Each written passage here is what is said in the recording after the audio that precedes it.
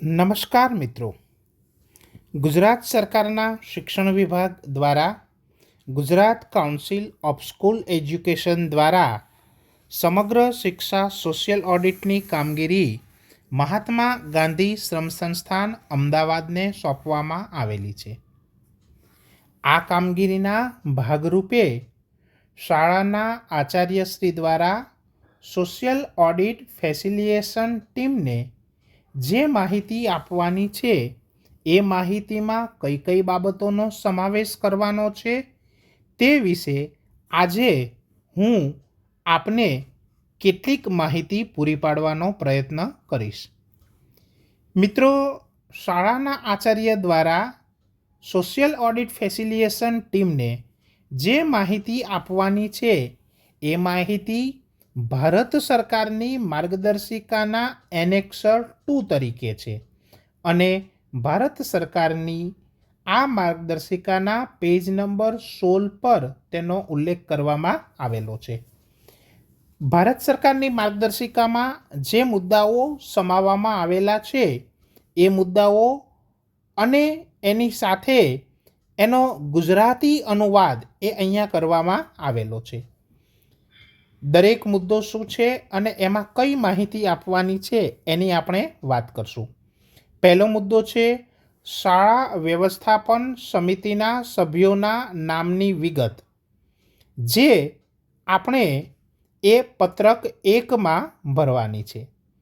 એ પત્રક 1નો નમૂનો એ આ રીતનો નમૂનો છે, જેને આપણે સ્કૂલ મેનેજમેન્ટ કમિટી કહીએ છીએ. આચાર્યશ્રીઓને વિનંતી કે આપની શાળાનું નામ, તાલુકો અને જિલ્લો આટલી વિગત ભર્યા બાદ આપની શાળાની જે સ્કૂલ મેનેજમેન્ટ કમિટી છે એ કમિટી અથવા સમિતિના સભ્યોની વિગત તમારે આ પત્રકની અંદર લખવાની છે અને ત્યારબાદ નીચે આપની સહી અને સિક્કો કરવાનો છે. બીજા મુદ્દામાં શાળા વ્યવસ્થાપન સમિતિની મીટિંગની મિનિટ્સની પ્રમાણિત નકલ આપવાની છે. એટલે કે જે છેલ્લી આખરી મીટિંગ થઈ હોય એ મીટિંગની જે મિનિટ્સ લખવામાં આવી હોય એ મિનિટ્સની એક નકલ એને તમારે પ્રમાણિત કરવી અને આ જે માહિતી પત્રકો છે એની સાથે એને એટેચ કરવી અને એ સમગ્ર પત્રક એ તમારે એસએએફટી સભ્યને આપવાનું રહેશે.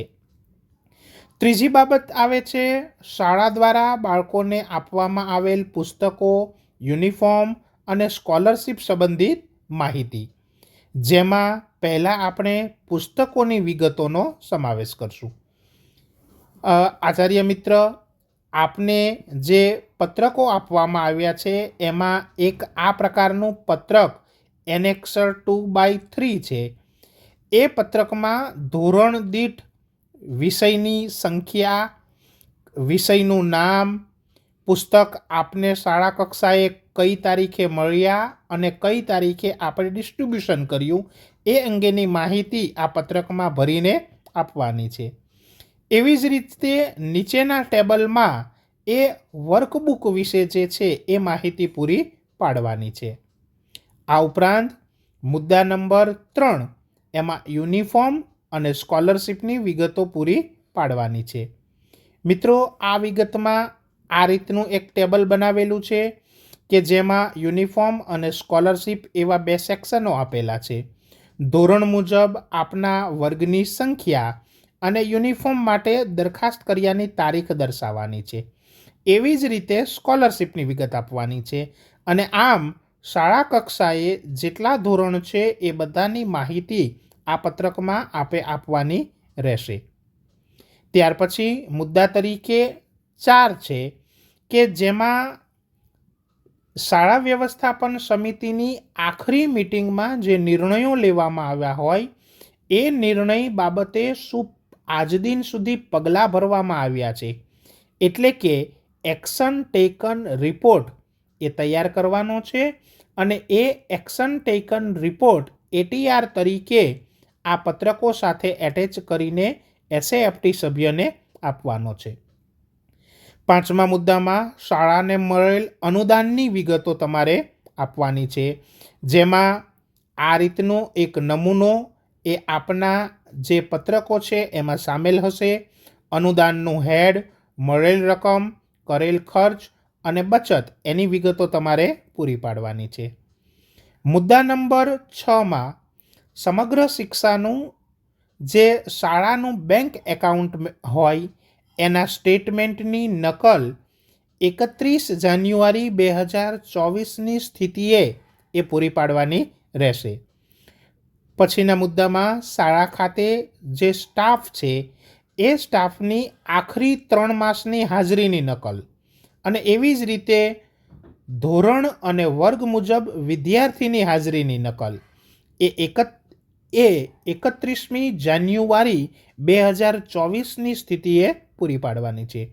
એટલે કે બેંક સ્ટેટમેન્ટ છેલ્લા 3 માસ એટલે જાન્યુઆરી 24 અને વિદ્યાર્થીઓની હાજરી જાન્યુઆરી 24ની સ્થિતિએ તમારે જે છે એ SAFT મેમ્બરને આપવાની છે.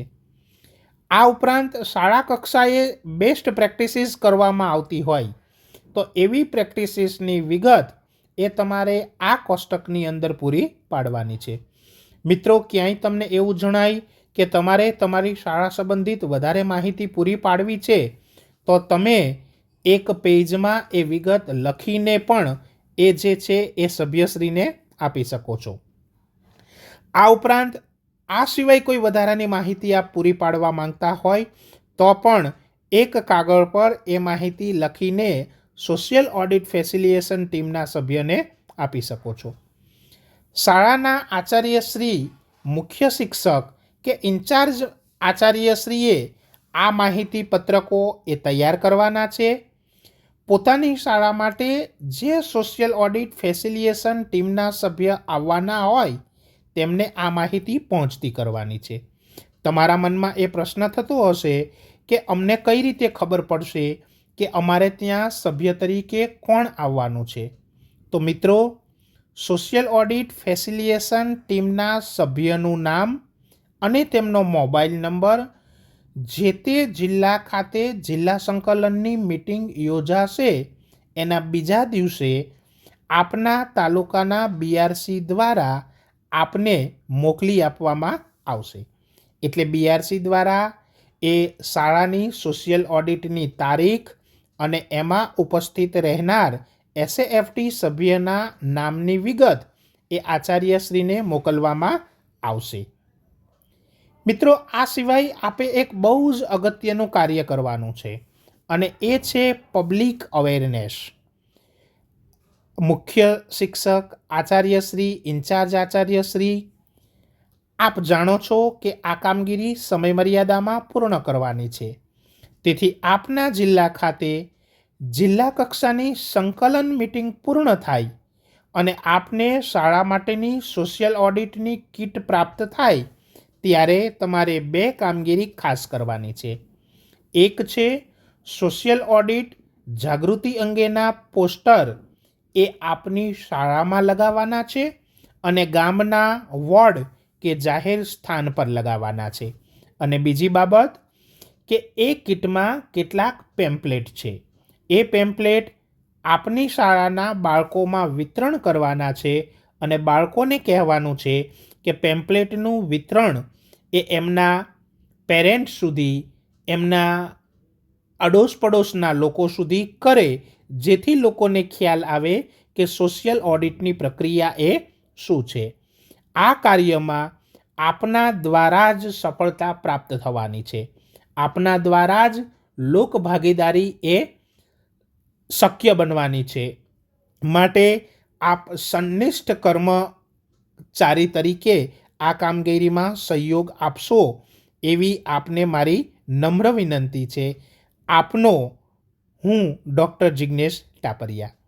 મિત્રો, શક્ય છે કે આ કામગીરી દરમિયાન તમને ક્યાંક ને ક્યાંક કોઈ મુશ્કેલી જણાય તો એ મુશ્કેલીમાં માર્ગદર્શન આપવા માટે, મદદરૂપ થવા માટે અમે 24/7ની હેલ્પલાઇન સર્વિસ શરૂ કરેલી છે.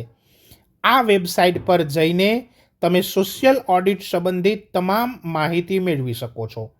અથવા બહુ જ સરળ કહું તો અહીંયા જે વોટ્સઅપ નંબર આપવામાં આવેલો છે આ વોટ્સઅપ નંબર પર SSA માત્ર 3 અક્ષર લખીને વોટ્સઅપ કરવાનું છે, જેથી તમને એક રિપ્લાય પ્રાપ્ત થશે અને એ રિપ્લાયમાં જણાવ્યા પ્રમાણેનો નંબર તમે ફરીથી મેસેજ કરશો એટલે તમને માહિતી પ્રાપ્ત થશે.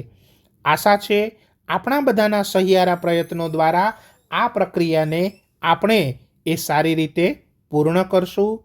આભાર.